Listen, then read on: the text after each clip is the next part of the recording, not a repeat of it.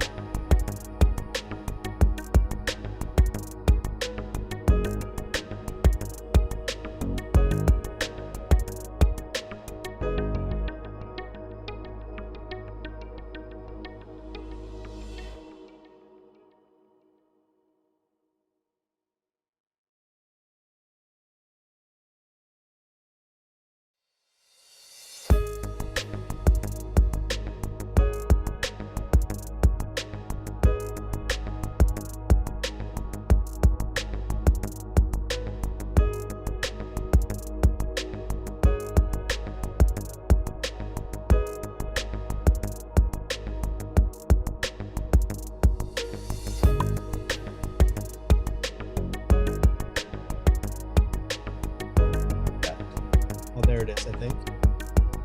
Oh, I see what it's doing for me here.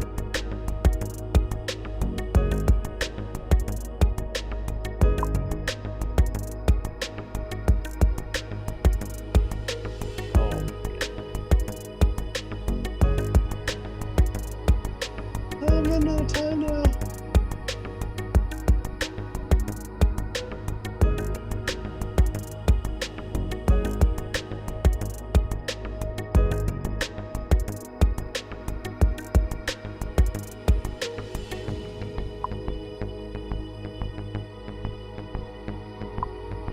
That'll do.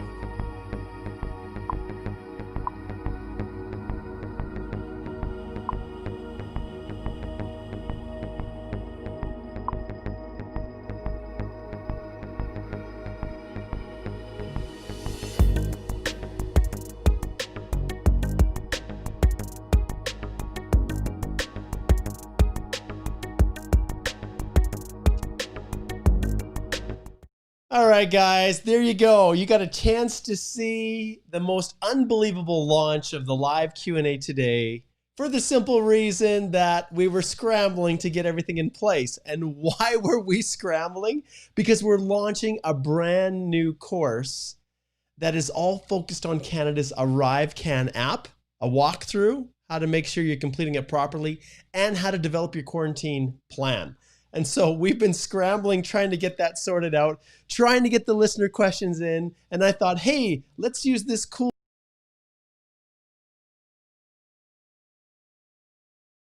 Okay. All right. So you guys, I've had a lot of fun trying to get this sorted out. Thanks for your patience. As you can see, there was lots of things going on the screen as I'm trying to set things up. And I thought I'd be smart and use this nice little countdown timer here, which of course is really cool and play some fun music right here. But the reality is, then I realized I had to update the questions from listeners, which is on this screen, and take some time to do this.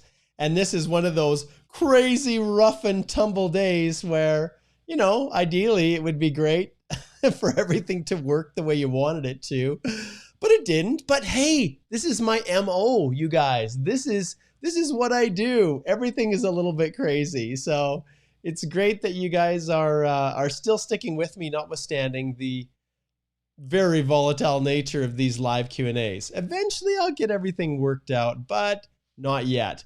All right, let's see who we've got here tuning in. We've got Harry. Good to have you. I'm going to slide you over here, and I'm also going to just pull up my nice little welcome background here, and we'll pull up. So we've got Harry. Welcome to you, my friend. Good to see you here. Can maybe back that out, make it just a little bit bigger. There we go. And let's see, Olivia's already asking questions. What's the prediction for CEC? I don't know. Is there a miracle? Do you think they'll do a CEC Christmas? Well, that would be pretty awesome, wouldn't it, if there was a CEC Christmas? Will there be a CEC draw? I'm going to vote for yes. Why not? I'm going to be optimistic. I'm going to say, why not? Maybe there will be a draw. All right, let's see who else we've got here. We've got Collins. Thanks for tuning in. Okay, let's see here. We got lots of people asking questions here. Okay, they're asking, is studying in Canada, is that the best option for a 25-year-old to get PR? My goodness, this one is one of these ones here. I do not think so if you can show that you've got education and if you otherwise meet the requirements of the, you know, if you've got human capital that's high enough. You know, when it comes to studying, yeah, you can totally consider studying and you're in the right range, but ultimately, what's your plan? That's the question. What is your plan? So good question, but at the end of the day, it depends on every person. Everyone's a little bit different. I've had some people that were, in their 25 to 26 range and actually met the requirements. They had worked while they were going to school. They had both of those options available. So they were able to accumulate their points faster than normal. So very cool. All right, we got David. Hello, bonjour from Belgium.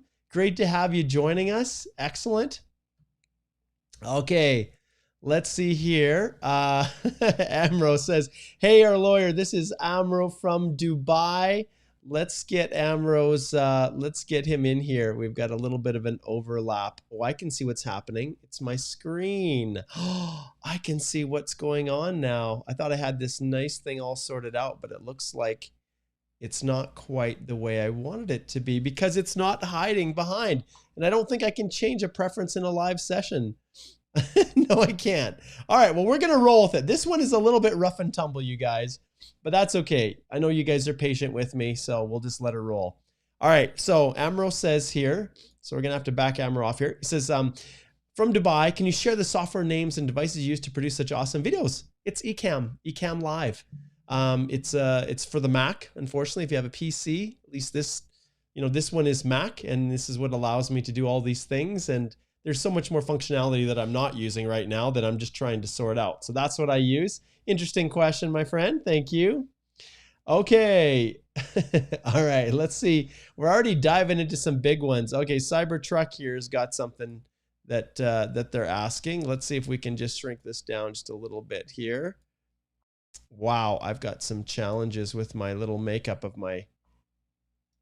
Oh, there. That is too bad. Okay, so Cybertruck says, hey, rephrasing question. If the husband gets the nomination from a province and spouse also gets nominated from another province, do we have the option to decide a province to go forward with IRCC? Yeah, you do. You do have an option. You can choose which one you want to go if you get a nomination from each, but you need to make that decision early on.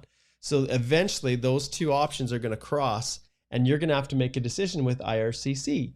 So once you got the nomination, you're filing your application for permanent residence. And when you submit it, there's nothing stopping you from filing for each province. There isn't. And including the other one is dependent on your application. But I can tell you that immigration is going to reach a stage where they're going to say, decide what you want to do. So There you go, Cybertruck. Okay, let's see what we've got here. We've got Yari from Casablanca. Welcome, Yari. Good to have you here. Who else do we have here? Nem says, hey, Mark, I'm fascinated by the work you're doing. We really need that. Also, my bad in the last video, so my score was actually 465. Okay, there we go. That clarifies things. Thank you for sharing that. Okay, so one thing I want to share with you guys right now that I am, boy, every YouTuber says this, that I'm extremely pleased and satisfied with is my very, very next, and let's see if I can get this to work. I think it's working okay. Right here on our website, let's see if we can get it in place. If you go to the Canadian Immigration Institute's website, you can see right here under courses, if you click on it in the middle here, you will see that there is a brand new course that I have just launched. I know that many of you are traveling to Canada, and one of the questions we get a lot of is, what do I need to include in my quarantine plan? What do I have to do as if I'm allowed to travel and I've passed that initial threshold of having to demonstrate that I'm exempt from the quarantine requirements? Well, exempt from the travel restrictions, and I can actually board and fly to Canada. What do I do with all this other stuff to prove that I can get through safely? Well, if you go to the government website, it is a mess.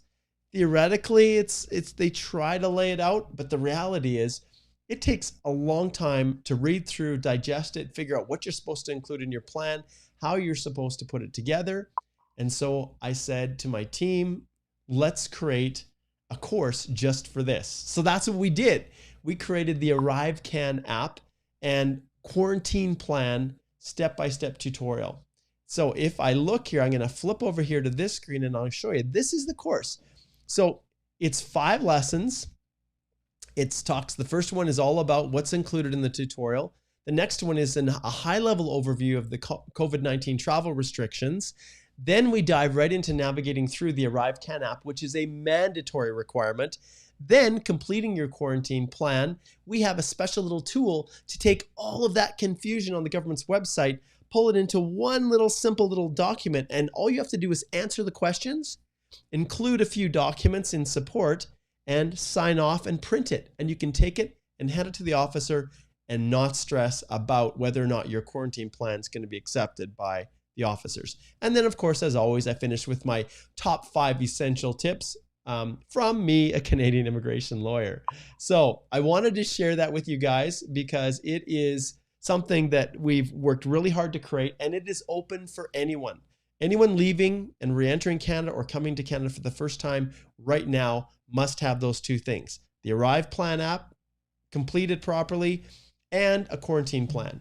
And if you do not have those, well, what's the consequence? Well, the consequence is that you're going to be sitting there languishing at the port of entry when an officer is trying to get the information from you, you're trying to collect it, and the longer you're at the airport, the more you are exposed to one of the central locations where the coronavirus is as present as anywhere else. So if you're trying to limit the time that you need to actually spend when you're going through and coming into Canada to stay safe and stay healthy, this little tool can help you. And if you use, let's see if I can find it right there. If you use that little code right there, COVID-25, I will shift back now to, not that one, this one, to the website. And when you go and you use you click on the link and enter that coupon code, you get, well, it's actually not $19.99. That's the price. Boy, this is one of those days, I'll tell you guys. I don't think I can even pull it up now. I had it all set up. It was so awesome. You go to see our courses. Then once you're here, it's right, ArriveCAN app and quarantine plan. You can click purchase now, and it's only $19.99. Yes, I know I've got it already. So $19.99, you punch in coupon code, and this is what I said, COVID, and I'll make it a little bit larger, COVID-25, and you apply it, and you get 25% off. So it's only $15. That's it. All right, guys. So there is the latest, greatest thing that I've created, and I'm really, really happy with the result. It's kind of fun, but at the same time informative, and it will help you guys navigate your way through. So don't forget to use COVID-25 and you'll get 25% off. And that is valid until the end of this month, 31st. One other thing I want to let you guys know about is the brand new Express Entry DIY course 2.0 that's going to be launched on December the 23rd. And it is all new, all redone, new videos, tons more support. There is a video for every single document that goes into detail. There are tools to help you, checklists to make sure that your document is correct, that you're not missing something, and tips and strategies when maybe you're struggling with giving immigration what you're supposed to within that document checklist. So stay tuned. We're going to have a massive launch party on the 23rd. Yes, I think it's the 23rd is when we're going to do it. Oh, I'm looking at the wrong calendar. Yeah, it's the 23rd, trust me, of December. And a big, big, massive launch with a sale for people who are watching live. So stay tuned for that. Couldn't help but really, really start to promote this. Watch for more information. It's going to be coming out. And yes, it's going to be something that any person who goes through this process of Express Entry is not going to want to do it on their own without purchasing this little course. Okay, let's continue forward here. And I'm just going to get back to some more of the viewer questions here. Okay, so let's see here. So Shale says, can you please tell us if submitting pay slips or a salary account statement is mandatory to prove work experience along with experience letter from the employer? Well, in the course, you will also find out that the actual instructions from IRCC is to provide a record of employment or a reference letter and pay slips if available. So if you have them, include them. I always do, always. If you don't, it's not fatal because it says if available, but then it comes down to whether or not it's really easy for them to find your company, recognize that it's a reputable business. Maybe you are even present on the website. Then those things, you know, pay slips become less important if there's a whole bunch of other things that can satisfy your work history. All right. Okay, let's see what we got here. Next up, support from Pakistan. And thank you. That's where you're tuning in from. Okay, let's see who else we have here. So Angori says, and I think we've just about got this in the right spot now. Okay, good morning, Mark. I have a query. I've been working in Canada on a work permit for 2 years. I came here via work permit. My employer is not giving an offer letter. He gave us a comment letter, Express Entry. Okay, Angori, I'm sure what you're saying is there a way to include, get those extra 50 points for job offer? If your crappy employer is not supporting you, oh, I am so sorry. The reality is, if you're working for one of those big IT firms or whatever it might be that you're doing, it is very, very, well, let's see, how do I describe this? It's super, super dangerous to proceed with a job offer when the employer is not actually offering you the job. And what I mean by that is they're not willing to provide a letter that says they will continue to employ you for at least 1 year after you become a permanent resident. And that's really what the language is. And if you're using an offer letter or you're using a letter that you use to extend your work permit, if you're an intercompany transfer, for example, the danger in using those is that you lack that element. You lack this confirmation from the employer that they're supporting you and willing to support you for a year after you become a permanent resident. And yeah, you can try to make the argument, but if immigration called them up and asked them, hey, are you supporting this person with a job offer? And they've already told you no, guess what that's going to do to your Express Entry application? Those 50 points are going to go woo down and you're going to be in trouble. So I just don't do it if it looks like the employer is not on board. Okay, let's see here. Okay, Debbie says, seems like they're prioritizing healthcare PR application. Is it true?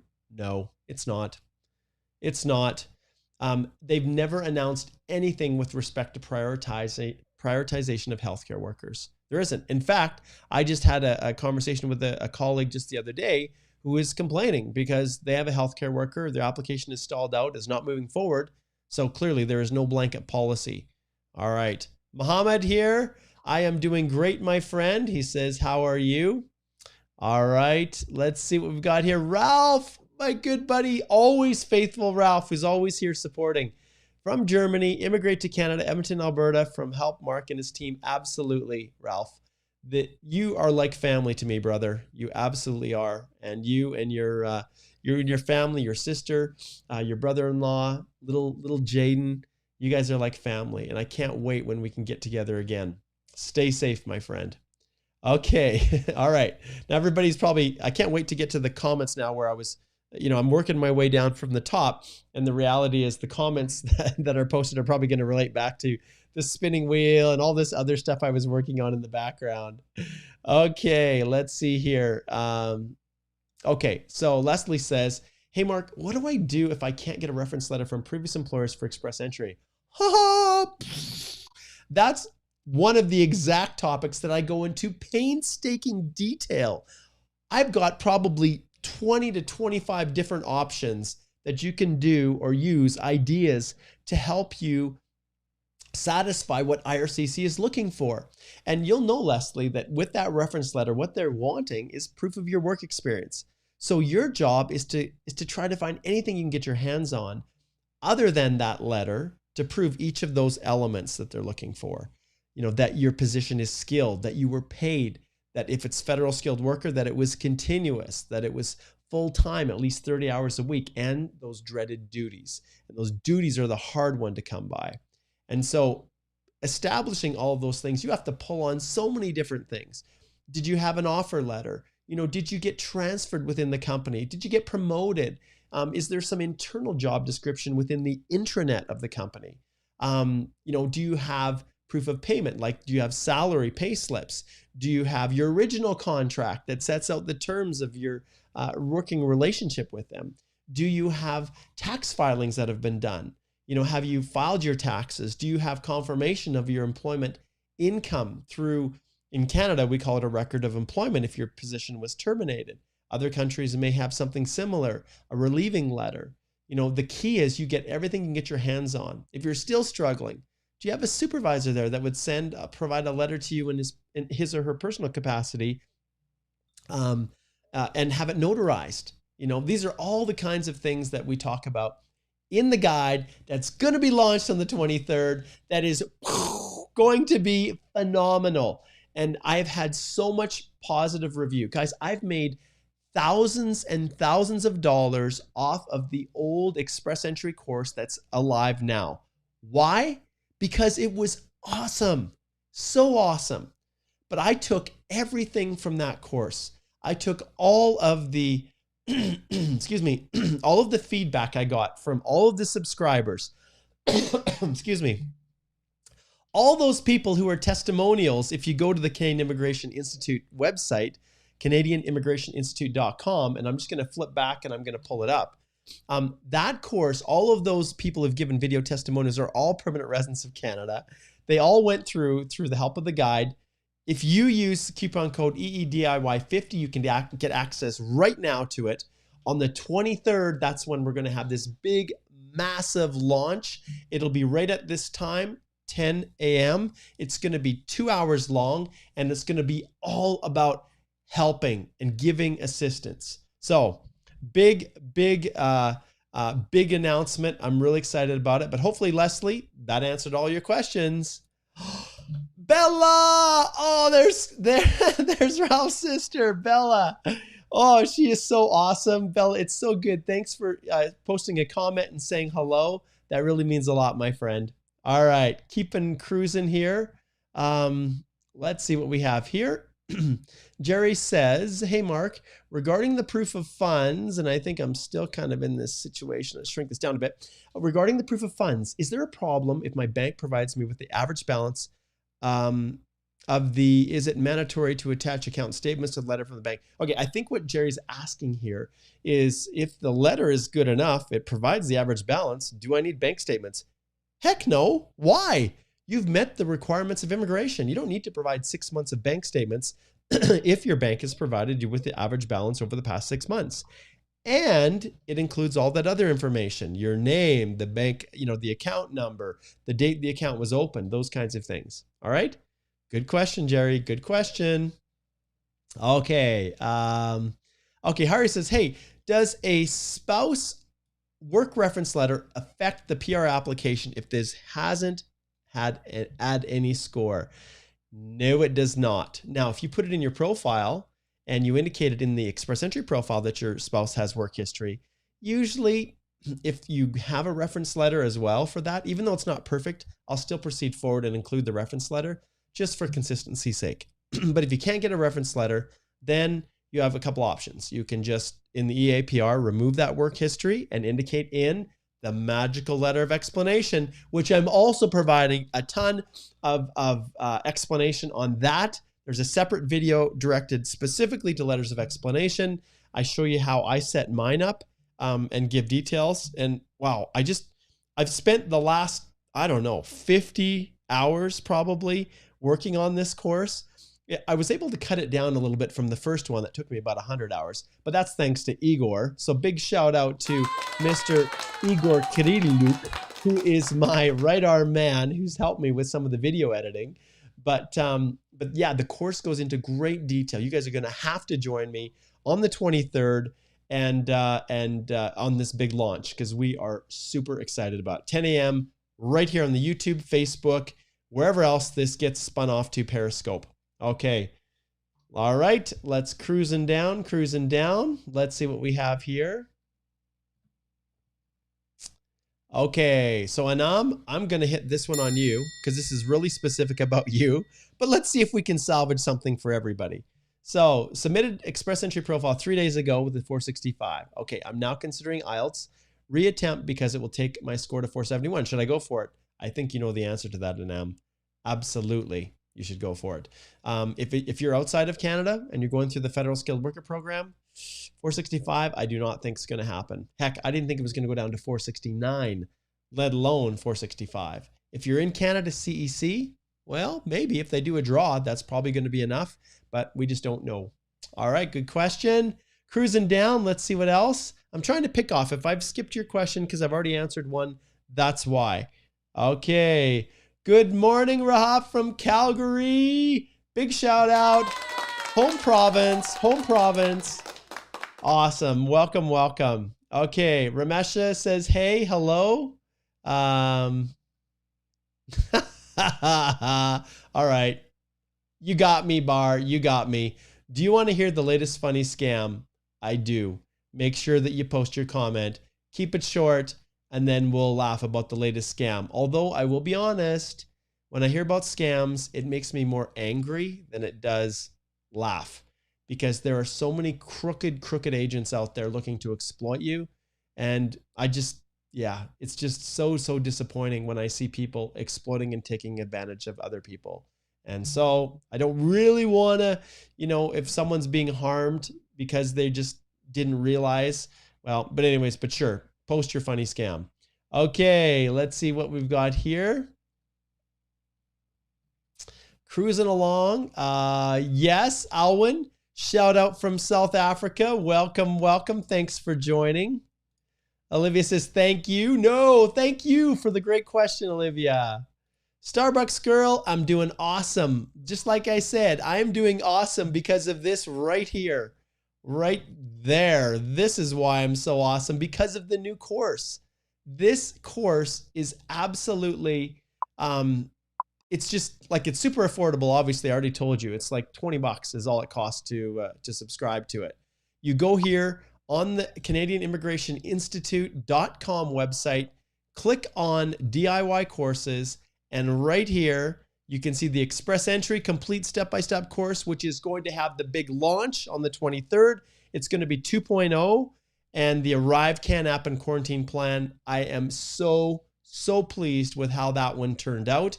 And those are some of the reasons why right now I am pretty stoked. So thank you for asking, Starbucks girl. All right. Okay, we've got, Paratek. Product from India. Gurgaon, maybe. I love trying to pronounce these. My apologies if I destroyed the name of your city. Gurgaon, sure, India. Welcome to you. Okay. Ramesha, this is a good question. Does dependence make an application time longer? Well, the shorter answer is, I guess, but it also depends. So if your dependents are all with you in Canada, then not significantly. But obviously, if they have to go through and process, confirmations of permanent residence and things like that for some extra dependents, then yeah, it's going to take longer. But I think what you may be asking about is if the dependents are maybe not in Canada with you, or are living in a different country, or if they're separated from you. In those cases, yeah, it definitely adds more time on, especially the overseas visa offices who, well, I'll be honest, are not very good at processing quickly, especially if you're coming from Africa or, one of the countries in Africa, especially. All right. Okay, I'm going to pull this one up, Monty, and then I'm going to hit this one right there. And the reality, you're sick and tired of IELTS. So your situation, my friend, book a consult, go over here to our website and go right here to book a consult. And you can do that by just clicking on the red button here, scroll down, find one of the lawyers who's everybody deals with express entry. We all do. Go in here and book a consult, and we can help you to figure out what options might be available and the best pathway for moving forward for you. All right. And I'm just got to try to here. Let's get this sorted out. Trying to get that lined up a little bit better. Okay, good. All right, let's shift back now, and we're going to go back to some more questions. This time, guys, I'm going to shift over, and we're going to go to the ones that were sent in by our listeners. Now, you're probably asking, how does this happen? How does this work, Mark? How do I get my question answered if it's not picked up in the live stream? Well, all right, let's go back to the site again. So if you go back to the firm website, right at the top, you'll see there is resources right here. You click on resources, and then you scroll to the bottom, and you'll see these all the other things that I have. DIY courses, the Canadian Immigration Podcast, social media channels, Canadian Immigration YouTube channel where many of you are listening right now. And look at right here, submit your questions for the next live Q&A. That's where you go. That's how you can get your questions addressed, potentially, if they're a good one, and they would benefit everybody in the group. Okay, let's see what this one is. Hey, Mark, my questions are about translations. Do we need to upload 4 files? Original plus translation, notarized certified copy of the original, affidavit, or just 2 if we use a certified Canadian translator, original plus translation. Also, is it okay if the translator folded these documents on one corner in a triangular shape and stapled them together? If so, how do we scan them? You've got a ton of questions in here, but the reality is you absolutely need 3 things, right? You need, and this is where it's a little bit, it varies from, say, the police certificate instructions, which are also kind of goofy. But let's say any document that needs to be translated, you need the translation, obviously. You need an affidavit from the translator saying that they've translated it correctly, and a certified true copy of the original document. Sometimes the translator will also certify, in a way, the document at the same time. But in Canada, a certified true copy is where a notary public or a lawyer raises their hand and says, I have seen this original document, and what I'm giving you here and stamping is a certified true copy of the original. Now, this whole concept is so bizarre in the context of an electronic application because you don't have the real seal imprintations. At least in Canada, our seals just emboss the paper. They don't create any kind of a stamp that's really visible. But when you're doing it, those are the 3 things that you require. And so if you don't have any one of those 3, and ironically, I also include, just a flat up copy of the original sometimes, but I've seen people get their applications returned because that original that you scanned in wasn't somehow certified by a notary. So sometimes I'll throw the original, a certified true copy, the translation, and the affidavit from the translator all in one. But guess what? There's also a video on this that talks about this in detail in the course that is going to be launched on December the 23rd. All right, let's see what the next one. We'll get to another one here. Okay, this one's from, looks like Malika from Hungary. Hello, I have 2 bank accounts. I have sufficient funds on my savings account for more than 6 months, and my salary account, which I usually spend all. Do I need 6 months average for my salary account, or do I only need to prove I do not have any debt? Thank you. Do you know what? I take a much more flexible approach to this. So when it comes to your salary accounts, basically your checking account, we call it in Canada, where everything is kind of, is pumping through. I'm not as worried about that if your other account that has all the money in it, if it's been there for 6 months and you have all the settlement funds there, then sometimes I'll be okay with even a recent bank statement for the other accounts just to show IRCC exactly what you've described there, whether or not you have debt and what your assets are. So I always include them. I include a print off of the credit card statement, because obviously you're not going to get some 6-month balance from the credit card company. That's ridiculous.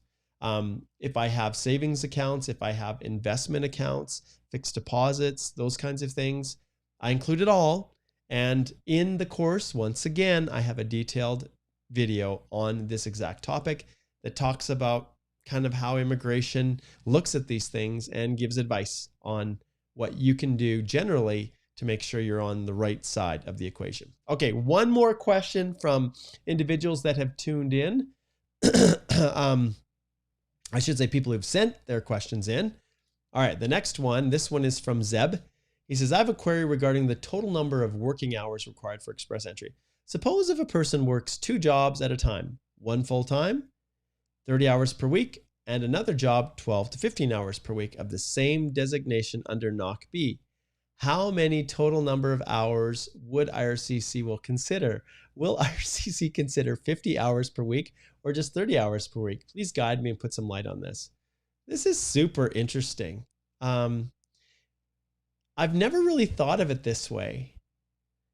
There obviously, if you look to the FSW eligibility instructions, they indicate that they cap things at 30. So if you're with an employer, a single employer, and that single employer gives you 30 hours per week, that's full time, full stop. If that same employer gives you 50 hours per week, immigration only accepts 30. So you can't work more hours and then reach your 1,560 hours earlier than 1 year. It just doesn't work that way. But what I've never really considered is if you can simultaneously work for 2 different employers, one full-time, one part-time, and essentially double that up. Wow. I'm going to give Zeb a big shout out for that because I don't have an answer for that.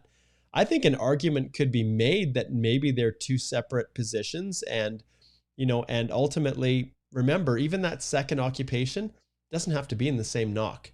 So if you've already you've got your 1 year of work experience with just that one position at 30 hours per week, you can have, and you meet the minimum 67-point threshold for the Federal Skilled Worker Program, which is the eligibility part before you even get into the pool. The question is, can you then count that other work as part-time? I suspect the answer is probably going to be no from immigration, but I am going to look into that and get back to you. So that's a great question, Zeb. Fantastic. All right, let's jump back to our other fine folks here who are patiently waiting. Shout out to Chisholm, who's over in Namibia. Welcome, welcome. I love that when we've got people from new countries that we haven't had for a while. Okay, let's see here what we've got. Shout out to you, Arthur. I know you're always around there. I love to have you joining. Let's see here. Okay, so here's another question. This is from CF.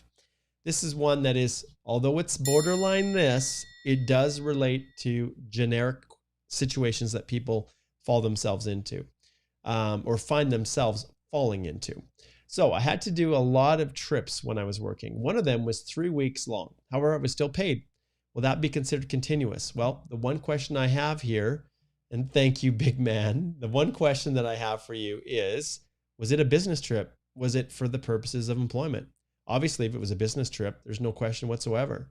When it comes to time off, everybody is entitled to a vacation. And I would make a strong, strong argument that 3 weeks off from work on a vacation that is paid is still fine for the purposes of continuous employment.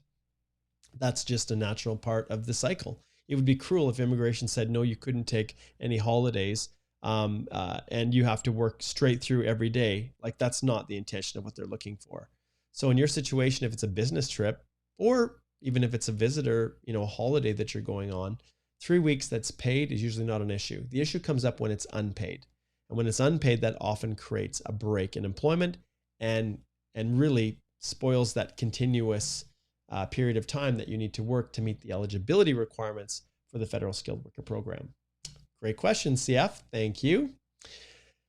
Okay. Okay, let's ask. Okay, here's a good one. This one's from David. David says, hey, Mark, after the ITA, I think he's asking, will they claim my history?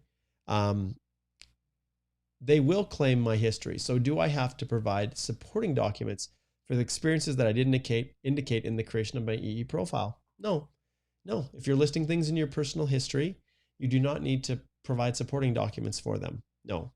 Anything that's listed in the work history or your study history, you do. Great question. Cruising down here. Let's see. Yes. Shaji says, hey, good day. Hope COVID in Alberta is under control. It seems to be getting under control. We're in kind of a little bit tighter lockdown right now, but it seems like we're getting to be in a little bit of a better situation. Okay, so this one here, Monty's asking the question. I'm going to ring the bell and direct you back, my friend. You really need to book a consult. Okay, let's see here. Fiz says, g'day, mate. Do you think it's easy to get PR if you had a master's degree from Australia? Well, Fiz, when it comes to the qualifications for express entry, that's only one factor of many within your human capital factors that they assess. How old are you? How many years of skilled work experience do you have? What are your language test scores? I think for someone who's outside of Canada right now looking to immigrate with no connection, a master's is pretty much mandatory. Now, you can make it through with 2 or more degrees, like at least a bachelor's level plus one other credential. Then that 2 or more assessment is possible to kind of squeeze through if you've got really good language scores, or you've got a sibling in Canada or something else. But if you don't have any connection, then a master's is pretty much mandatory. So obviously it's going to help you, mate. Absolutely. Okay, let's see what we've got here. Okay, looks. I think this is new. Elaine from South Africa watching as well. Welcome. Good to have you connecting. Keep cruising through here, the points. Rizwan. I love it when you guys post this. This is so funny. No other lawyer except Mark has a smile that gives the confidence to go ahead. Great work you're doing. Thanks, Rizwan. I can tell you guys, that there are some absolutely phenomenal immigration lawyers across the country that are doing a great job. And the reality is there are some really good consultants as well. There are. I always have a tendency to slag the consultants, mostly because they have a complete inability to police themselves, the horrible consultants, and they've been pumping out consultants like crazy. So in all of my slamming of immigration consultants, understand there are some good ones out there that are doing it right, who spend the time to learn and to understand, to not learn off the backs of their clients when mistakes happen, but who genuinely care about the work they're doing and not just lining their pockets. There are some great ones out there. But when it comes to immigration lawyers, I want to share something with you guys that many of you, I don't know, you should know it if you're on the YouTube channel, but let's flip over to the website. And I'm going to take you guys to YouTube, which I've got right here. And then I'm going to connect in to my channel. It's always interesting what my kids are watching. It seems like they seem to get on here with my profile. Look at that. We're like 23,000 subscribers now. That's pretty cool. Okay, I want to show you guys playlists right here, playlists. And then when you're here, look right here to Immigration Nation. So you can click on to view the full playlist. And every week, Thursdays, I bring on a special guest to talk about various immigration issues. And you can see here from the beginning, David Chalk, Montreal, Alicia, who's one of my associates. We talked about the parent and grandparent questions. Betsy Kane, we talked about the impact of COVID. BJ Caruso was self-isolation and the whole quarantine world. Marina, oh my goodness, this one was awesome. Lawyer communication. Then I brought in Alistair Clark, who joined me, who also presented before the Standing Committee on Immigration when they were doing, well, they still are, I think, conducting meetings related to the impact of COVID on immigration systems. And so I am hoping that this week I'm going to be able to get Derek and Emily Muth on, who were our clients, to talk about their experience adopting their little girl Zoe from Africa, and they had a horrible experience. And I really want to give them a platform to talk about their experience. Some of you, I know you feel that things are kind of tough and that things are going slow and that immigration is not moving your application forward like it should. Wait till you hear what Derek and Emily have to say. And I'm hoping they're going to be able to join me tomorrow. I'm shooting for about 4:30 p.m. if they're available, but join us Thursdays right here. And I spread it out through Facebook as well. But on what I call Immigration Nation. And that's where I bring in these awesome lawyers. And we always have a little bit of a portion at the end that's a Q&A. So join it. It's fun. It's dynamic. It's not just Mark blithering on here. And at the end of the day, what I'm trying to say with all of this is, Rizwan, thank you so much for your very, very positive comments. But there are some awesome lawyers out there too. I'm definitely not the only one who is doing it right, who cares. And like I said, and there are some consultants out there that are doing it right as well. It's just they are so few in comparison to those that never should have been ever granted a license to represent you and your future and your life and your dreams of immigrating to Canada. Okay, let's see what we've got here. Some other ones. Okay, Saida says, hey, can we send photocopies instead of originals as far as academic certificates are concerned? Okay, Saida, I'm not actually able to answer that question because I'm not sure where you're sending them to or what type of application or for what purpose. Obviously, with an express entry, everything is copies scanned in. If you're talking about the educational credential assessments to WES or the other organizations, well, often those are submitted directly from the institution to avoid any fraud or tampering or anything like that. And those are usually original, but it just depends on the circumstances and how, especially these ECA organizations are treating this crazy world of pandemic. All right. So sorry, I can't quite answer that one, my friend. Okay. Okay, this is great. David, I also address this question in my course. Yes, I do. December 23rd. Massive course. I don't think you guys fully appreciate what it is, at least if you haven't, anyone who hasn't purchased the DIY course at all. And if any of you who are watching have purchased it, I'd love for you to post the comments, real live comments on whether or not you felt it was helpful. But David, I want to show you something here, okay? So this question that you have, if I go back to, let's go back to okay, there's the ArriveCAN app.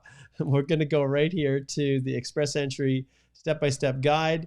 I think I'm logged in here. Let's go into my library. I want to show you what's here. So this is the old version. Well, I shouldn't say it's old because all of the content is up to date and complete. I just wanted to give it a whole new rebranding.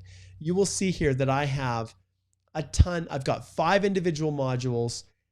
Express Entry member resource section is full of videos on a ton of different topics.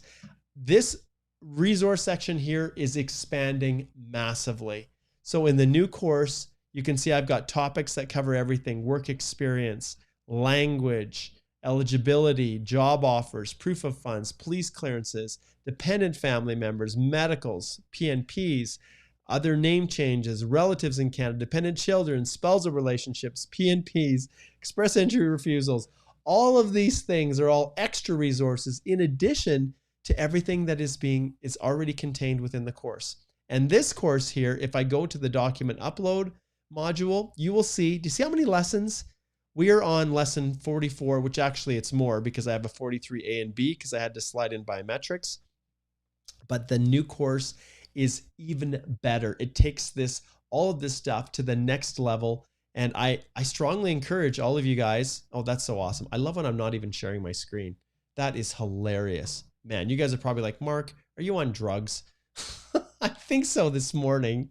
Oh my goodness. Oh, anyways, back to what I was saying. I've already explained it to you. You guys are probably using your imagination now. But the reality is, if you look at the categories here, what I'm pointing out is 5 modules.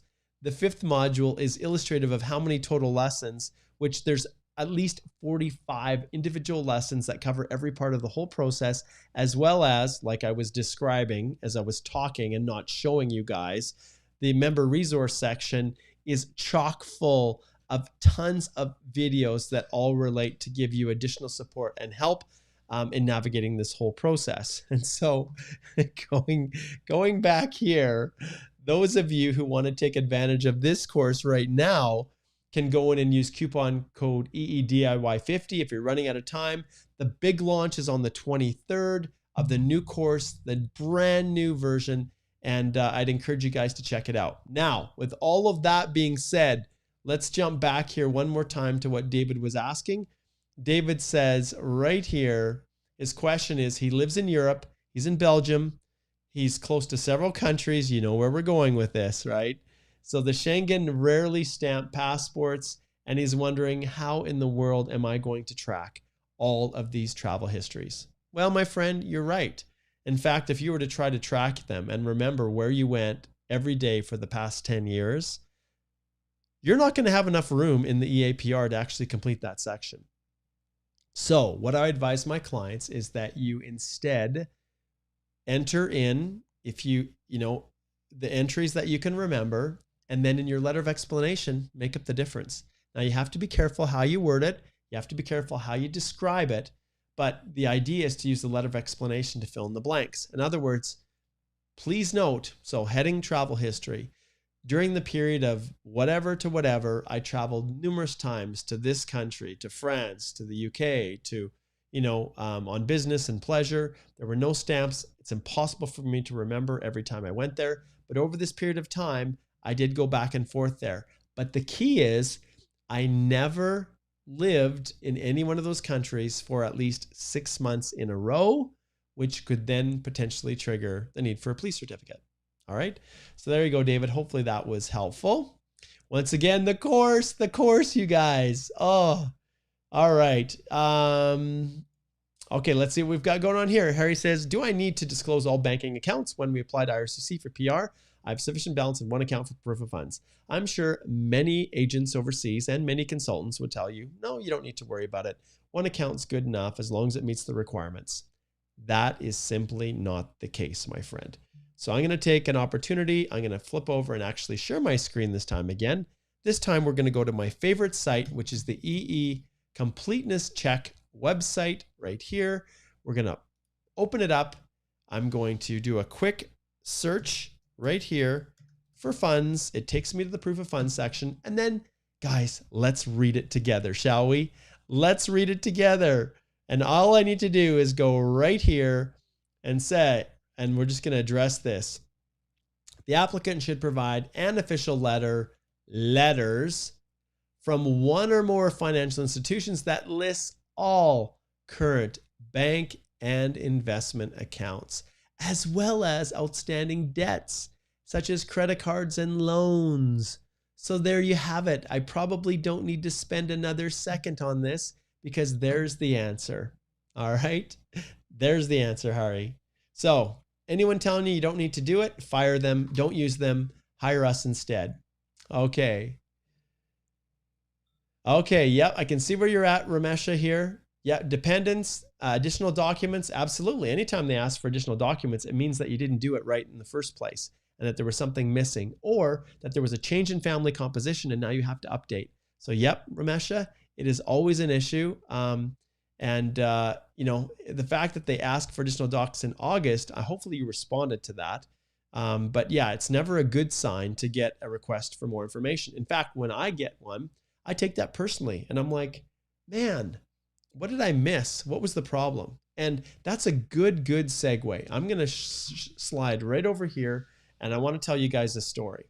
So we're kind of wrapping up and I'm going to finish with a story here. I want to thank everybody for being a part of this. Today is our firm Christmas party, and I absolutely want to make sure that I've got everything set up so that we can have a phenomenal little virtual party. We've got fun games planned, and it's just going to be a good time getting together with the awesome team members of Healthy Immigration Law virtually. But I want to finish with a story, okay? So this story is Mark, and Mark is an immigration lawyer. And Mark prides himself on being the absolute best that he can be in giving clients an unbelievable experience, answering every single question they have. And when they retain me, and I'm going to flip back to the website, and I'm going to actually go straight to, I think it's the resource section. Let's just take a peek. No, it's actually our approach. So go to the About Us page, go to Approach, and you will see that everything we do is all about client-centered practice. So client-centered, firm-supported, it's everything we do. And one of the models that we have employed is our collaborative review model, which we feel is quite unique in the industry. And it is a way where you and I work collaboratively together. And if you go to this site, you can see how we do it. The step-by-step process is all explained here. How do we compare with other representatives and firms? And it's all right here. And we love when people choose to start their journey to Canada with us. With that being said, in that collaborative process, I work hand in hand with clients. And in this story, Mark worked with the clients, and they had 2 children, 2 daughters, and we went through everything. We took hours and hours to painstakingly go through every document to make sure that everything was correct. The clients were super happy. Mark was unbelievably happy. And then Mark gets an email. The email comes a couple months after the application was submitted. And the email that Mark gets is very disturbing because the client indicates that they received a request for further documents for their express entry file. This is unheard of. Mark has never, ever had that experience where a client that I have done a full review for has come back and requested information, or basically said that they received a request from IRCC. Let's face it, one of the patterns from immigration is that if there's something missing, they return the whole application. But the one saving grace, and maybe it's Christmas, maybe that's why, maybe it's the beautiful snow drifting down from above that is shining this brilliant light that's reflecting off of the particles that just helps all of the stars align. Maybe it was that, but this client got the request, which was a miracle in and of itself. I looked to see what was wrong. They requested a copy of the birth certificate for one of the daughters. And it didn't make any sense to me because we went through everything painstakingly. Why would they ask, even come back? Because usually they just kick them back. And 2, in these circumstances, what happened? So we looked at the document checklist. We looked at our file that we guard carefully, so carefully, to make sure that there isn't a single document that slides out or in. So we know whatever's in that folder is exactly the documents that we uploaded. But to my unbelievable horror, I saw that the same documents for the older daughter were uploaded for the younger daughter.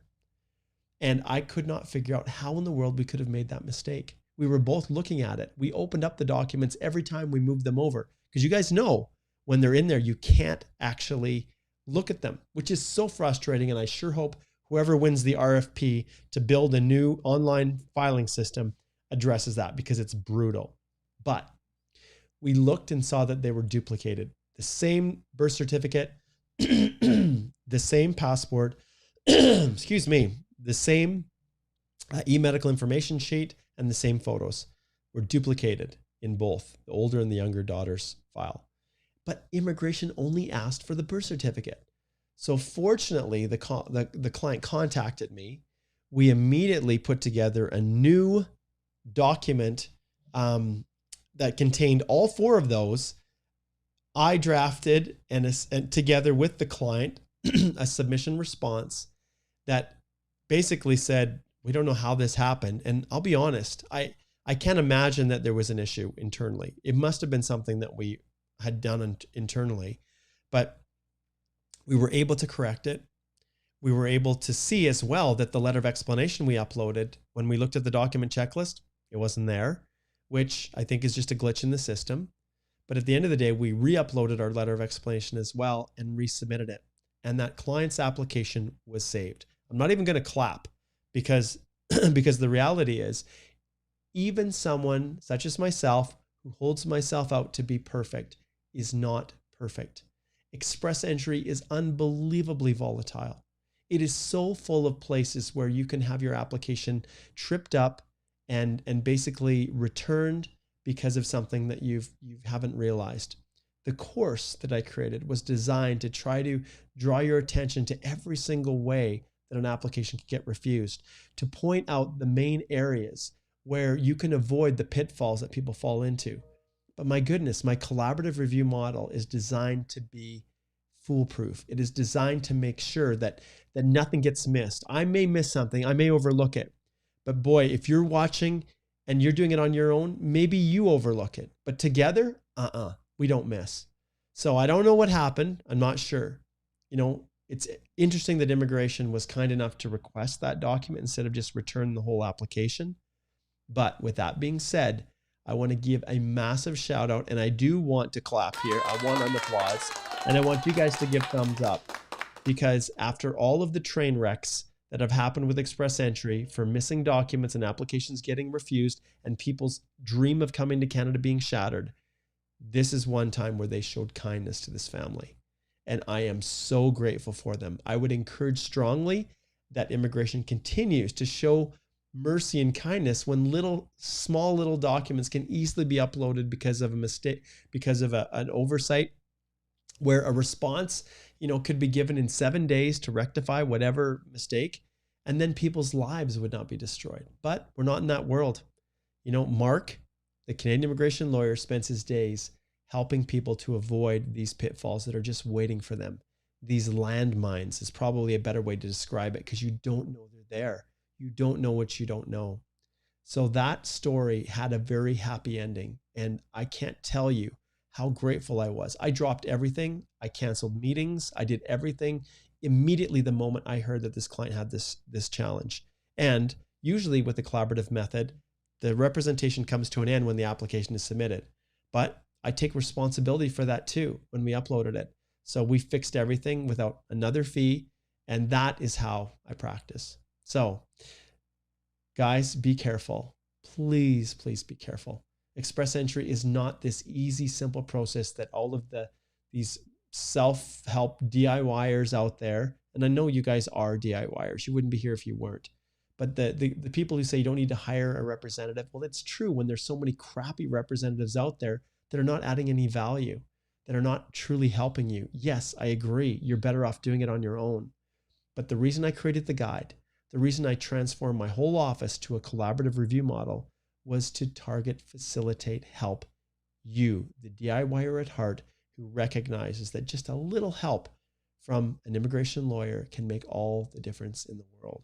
So I just wanted to share that story with you, conclude on that, let you guys know once again, as we flip over here to the website, you've got to go over here. You've got to check out the ArriveCAN app and quarantine plan. We have this just launched today. All you have to do is go over to the Canadian Immigration Institute website, click on the DIY courses, and you'll find it right there.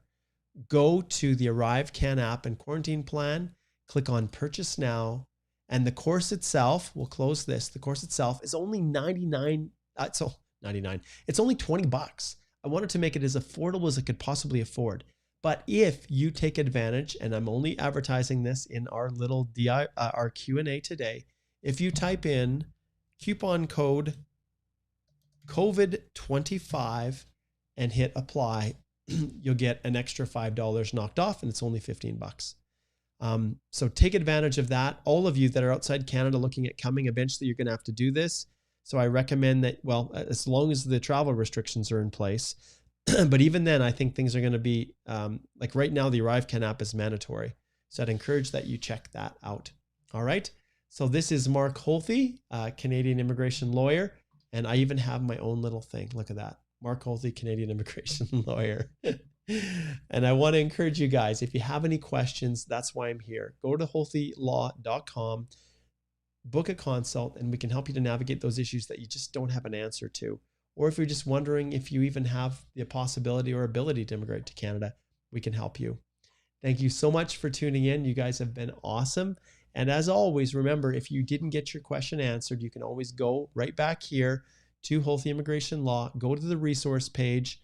And when you click on the resource page right here at the bottom is where you can post your question for the next live Q&A. And that the questions that are of general importance that can really, really benefit the most number of people are the ones that are going to get chosen. And when there are a ton of people watching, understand that, you know, the reality is not everybody's question is going to get answered, but we're available. All right. Merry Christmas to all of you awesome followers. Happy New Year, which is coming up soon, and all the best as we all navigate this crazy world that we call Canadian immigration. See you later.